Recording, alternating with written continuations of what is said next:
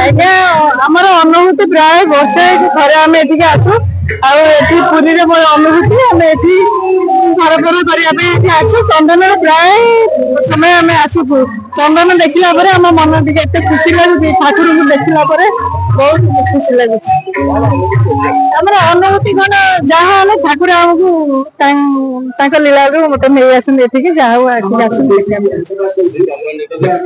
ଆଜ୍ଞା ଦେଖୁଛି ବହୁତ ଖୁସି ଲାଗୁଛି ଲୋକମାନଙ୍କୁ ଦେଖୁଛି ଠାକୁରଙ୍କୁ ଦେଖୁଛି ଆଉ ନିଜେ କେତେ ଖୁସି ହଉଛି ମନର ଯେତେ ଦୁଃଖ ଥି ଏଠି ଖୁସି ଲାଗୁଛି ମନ ବୁଲି ବୁଲି ସେ ଜାଗା ଖଣ୍ଡେ କିଣିବା ପାଇଁ ଗୋଟେ ରାତି ଗୋଟେ ଦିନ ମୋର ପାଇଯାଇଛି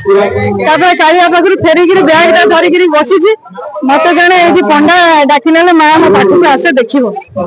ଜାଗା ନା ଦେଖିଲେ ଦେଖିଲା ପରେ ଦି ତିନିଟା ଜାଗା ଟିକେ ମତେ ଏତେ ଖୁସି ଲାଗିଲା ଶେଷକୁ ମୁଁ 20 ବର୍ଷ ପରେ ଆଜି ସେଠି ଘର ଖଣ୍ଡେ କରିଛି କାଳିଆ ମତେ ଟାଣି ଆଣିଛି ଏଠି ମୋର ଏଇ ହଉଛି ବଡ ଅନୁଭୂତି।